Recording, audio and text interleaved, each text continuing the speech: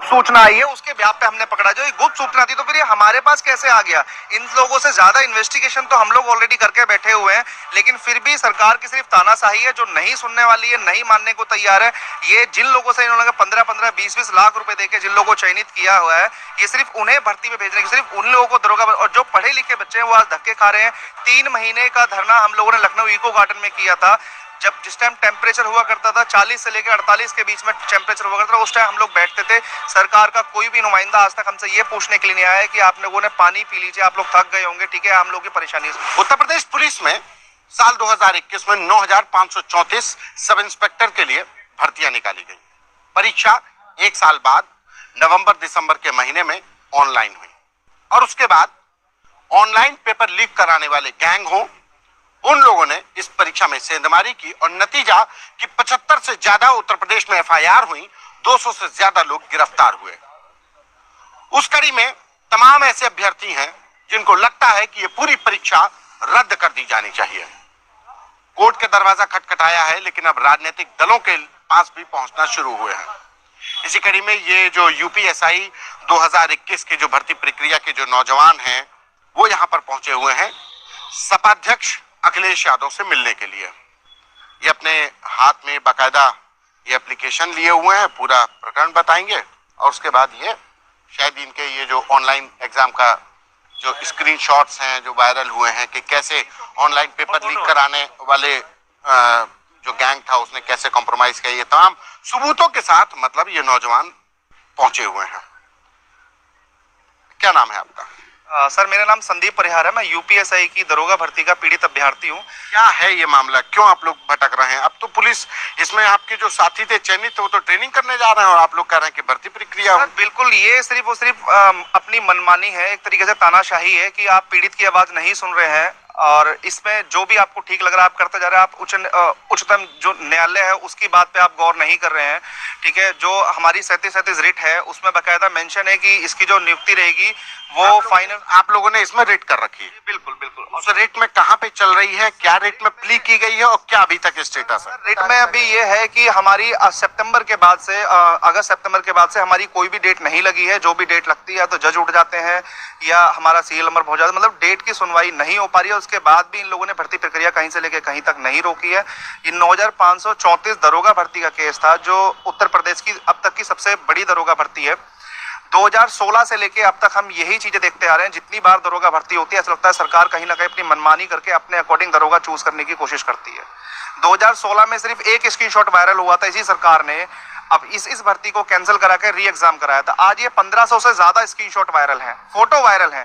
ये उस एग्जाम की बात बता रहा हूं जिसमें जो कंपनी एग्जाम कराती है, कंडक्ट कराती है, वो उसके जो भी कार्यकर्ता होते हैं वो एक फोन, सेल फोन या कोई भी इलेक्ट्रॉनिक डिवाइस नहीं ले जा सकते हैं। ये सारे के सारे सेल फोन से फोटो खींचे हुए हैं। ये फोटो किसने खींचे? इसी से मतलब ऑनलाइन एग्जाम के क्वेश्चन पेपर के फोटोज हैं। ये पहले ये फोटो देखिए, ये बाकायदा ये लोग एक सबूत के तौर पर लेकर के आए कि कैसे इसके अंदर पे ये लोग क्वेश्चन, वहां पे फोटो खींचे गए स्क्रीन के जहां पे ऑनलाइन परीक्षा हो रही थी। यानी कि जो भी व्यक्ति था वो अपने साथ में मोबाइल लेकर के गया, जबकि इलेक्ट्रॉनिक गैजेट्स ले जाना उस एग्जामिनेशन सेंटर में प्रोहिबिटेड था, ठीक है। और बाकायदा इसमें ऊपर जिसका भी है, ये अब जैसे ये शशिकांत की ये नामक एक अभ्यर्थी है उसका ये है और उसके ये तस्वीरें ली गई। ये जो है ना अक्षय मलिक नाम का जो बंदा, अक्षय मलिक को हाँ इसकी गिरफ्तारी भी अभी हाल ही में गिरफ्तार भी हुआ है हुसैनगंज से। इन लोगों ने आके ये बोला इसके लिए कि हमारे पास गुप्त सूचना आई है उसके ब्याह पे हमने पकड़ा। जो ये गुप्त सूचना थी तो फिर ये हमारे पास कैसे आ गया? इन लोगों से ज्यादा इन्वेस्टिगेशन तो हम लोग ऑलरेडी करके बैठे हुए हैं, लेकिन फिर भी सरकार की सिर्फ तानाशाही है जो नहीं सुनने वाली है, नहीं मानने को तैयार है। ये जिन लोगों से इन्होंने 15-15, 20-20 लाख रुपए देके जिन लोगों को चयनित किया हुआ है, ये सिर्फ उन्हें भर्ती में भेजने की, सिर्फ उन लोगों को दरोगा, और जो पढ़े लिखे बच्चे हैं वो आज धक्के खा रहे हैं। 3 महीने का धरना हम लोगों ने लखनऊ इको गार्डन में किया था। जब जिस टाइम टेम्परेचर हुआ करता था 40 से लेकर 48 के बीच में टेम्परेचर हुआ करता था, उस टाइम हम लोग बैठते थे। सरकार का कोई भी नुमाइंदा आज तक हमसे ये पूछने के लिए नहीं आया है कि आप लोगों ने पानी पी लीजिए, आप लोग थक गए होंगे, ठीक है, हम लोग की परेशानी सुनो। महिलाएं भी हैं, आपने भी सब इंस्पेक्टर का इसमें एग्जाम दिया था मैम? कहाँ से आती हैं? मैं यहाँ लखनऊ इंदिरा नगर से हूँ। मेरा नाम लक्ष्मी ठाकुर है। मैंने एग्जाम दिया था तो जब स्टार्टिंग में ही एग्जाम हुआ था तो उसी समय सुनने में आ रहा था कि बहुत स्कैम हो रहा है। तो मेरा तो कहते फर्स्ट में ही मतलब अटेम्प्ट में हो गया था, प्री निकल गया था। मैंने DVPST दी, रनिंग में दी। रनिंग देने के बाद जो उन्होंने लास्ट में जो फाइनल निकाला, फाइनल कट ऑफ निकाला, हम लोग ने कहते आंसर की से तो मिला लिया था कि हमारे इतने बन रहे हैं, 281 बन रहे थे मेरे। फिर उन्होंने जो लास्ट में कहते रनिंग वनिंग के बाद DVPST सब कुछ हो गया था, जो रिजल्ट आई है अप्रैल में, तो उसमें ये जी मेरिट लिस्ट जो उन्होंने बनाई है, उस मेरिट लिस्ट में उन्होंने हमारा कहते मार्क्स नहीं शो किया कितना आपको मिला है, पर इन्होंने ये बोल दिया कि आप मतलब आप सेलेक्टेड नहीं हो। और कहते हैं इन्होंने क्या उसमें क्या नॉर्मलाइजेशन में, ये भी नहीं उन्होंने बताया।